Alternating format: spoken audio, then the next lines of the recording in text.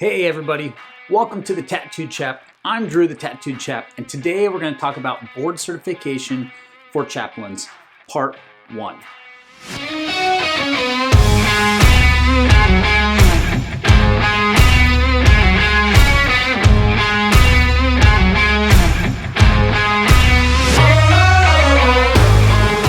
You may be wondering, should you as a chaplain get board certified?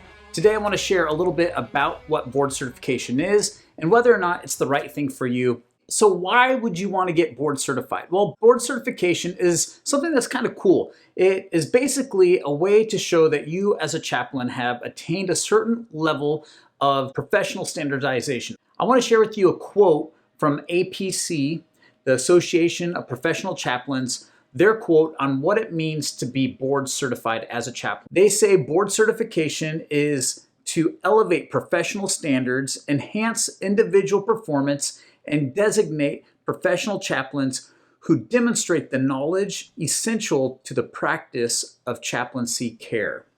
So what does that actually mean? So what that means is you have received a mark of approval from the professional chaplains in your field that you have attained a certain level of expertise and knowledge and in practice in your field, which looks really good if you're applying for a job or if you're trying to speak on behalf of other chaplains. What this also means is if you're applying for a chaplaincy job, if 2 resumes come into a company, to a hospital or to prison or something like that, and everything else being equal, if one chaplain is board certified and another is not, well, one looks a lot better. One has the mark of approval from the other professionals in their field. But fundamentally what it means is you have attained competencies in several different areas as a professional chaplain, and others recognize that competence. Now, part of board certification is that you have to meet competencies in several different areas as a professional.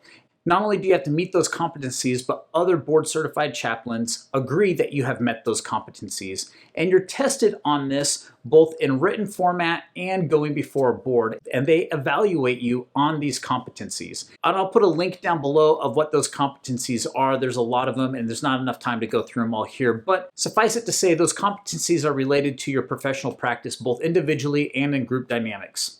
Now, how do you get board certified? Well, there's a lot of different organizations that you can go through the process to get board certified with, but there's 3 kind of standouts out there that you might want to consider if you're wanting to get board certified. One is the APC, the Association of Professional Chaplains, and theirs is probably the gold standard or the one that's everyone's most familiar with. The other one is the Spiritual Care Association, and they're kind of the newcomer to the game. And then there is also the National Association of Veterans Affairs Chaplains, and NAVAV's associated with the Veterans Affairs and the hospital care that they provide.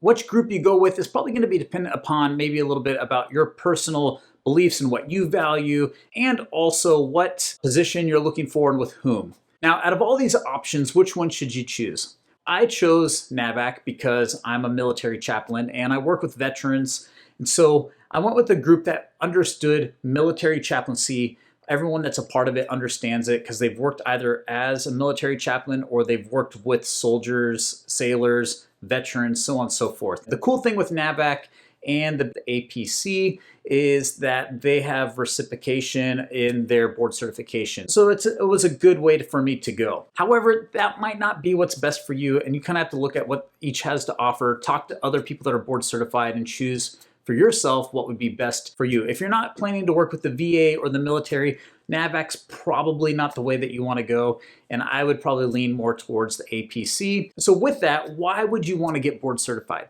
Well, it shows that there's a professional standard, right? Working one-on-one with a person, a patient or a soldier or something like that, they don't really care if I'm board certified. Where it does come in handy is when I'm talking to other professionals in other fields, they know that I have met a certain criteria, a certain level of professionalism. It speaks the language of the professionals in other professions. So doctors, lawyers, medical people, when they see that I'm board certified, that means something to them. And it gives me a little bit more credibility in that space, because now you're just not some chaplain, because there's a lot of people out there that have the title chaplain, but not everyone meets these standards, the educational standards, the competencies, and all that stuff. As a board certified chaplain, I actually sit on boards that actually certify chaplains to become board certified. And I get to look at their packets, and I also get to sit and talk to them while they're being interviewed by us. And we either give them the yay or the nay, or let's work a little bit more on this and come back to us in a little bit. Not everyone does qualify to be board certified, and it actually shows, that we are stewards of our profession and that we want the highest standards for our profession. We want